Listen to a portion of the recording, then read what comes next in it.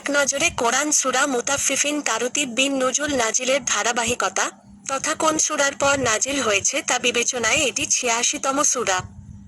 এর আগে সূরা আনকাবুত এবং পরে সূরা বাকারা নাজিল হয়েছে। সূরাটি মক্কায় অবতীর্ণ হয়েছে, তাই এটি একটি মাক্কি সূরা, মক্কি যুগের শেষের দিকে নাজিল হয়। আয়াত সংখ্যা ৩৬টি। নামের রহস্য। মুতাফফিফিন শব্দটি মুতাফফিফ এর বহুবচন, যার অর্থ যে অন্যকে ঠকায়। অন্যকে ঠকানো ভীষণ শাস্তিযোগ্য অপরাধ এবং তাদের ধ্বংস অনিবার্য। সূরার প্রথম আয়াতে এই শব্দটি ব্যবহার হয়েছে, সেখান থেকে এই সূরার নামকরণ করা হয়েছে। মেজর থিম, প্রধান বিষয়বস্তু: ১. মানুষের সাথে প্রতারণার বর্ণনা। ২. কোরআনের আয়াত নিয়ে কাফেরদের হাসি ঠাট্টা। ৩. মুমিনদের জন্য জান্নাতি আপ্যায়ন। সেগমেন্ট ১. হুঁশিয়ারি যারা লোক ঠকায় বা প্রতারণা করে, সূরার শুরুতে তাদের প্রতি কঠোর হুঁশিয়ারি উচ্চারণ করা হয়েছে। সেগমেন্ট ২.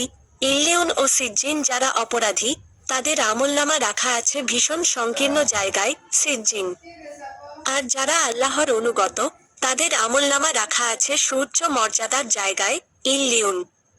সেগমেন্ট ৩. একাল ও পরকালের দুটি দৃশ্য দুনিয়াতে মুমিনদেরকে দেখে কাফেররা হাসাহাসি করে। পরকালে এই দৃশ্য পুরোপুরি পাল্টে যাবে, সেদিন মুমিনরা কাফেরদের পরিণতি দেখে হাসবে। গতিপথ: ১. ব্যবসায় প্রতারণার সমালোচনা। ব্যবসা বাণিজ্যে লোক ঠকানো ভীষণ অন্যায় কাজ। মাপে বা ওজন কম দিলে সমাজে বিশৃঙ্খলা সৃষ্টি হয় এবং মানুষের মধ্যে পারস্পরিক বিশ্বাস উঠে যায়। ২. Double standard. অন্যকে দেওয়ার বেলায় ঠকালেও নিজের বেলায় ১৬ আনা বুঝে নেওয়া আখেরাতের ব্যাপারে অবিশ্বাসী হওয়ার আলামত। ৩. অন্তরে তালা। খারাপ কাজ লাগাতার করতে থাকলে মানুষের অন্তরে তালা পড়ে যায়।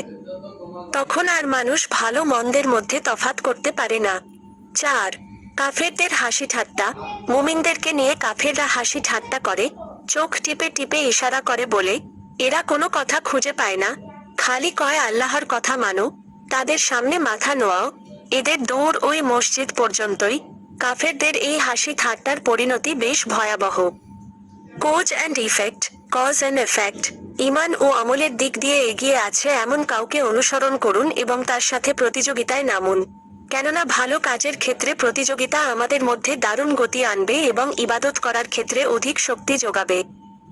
সেন্ট্রাল থিম, কেন্দ্রীয় থিম, লোক ঠকানোর কারণ ও পরিণাম।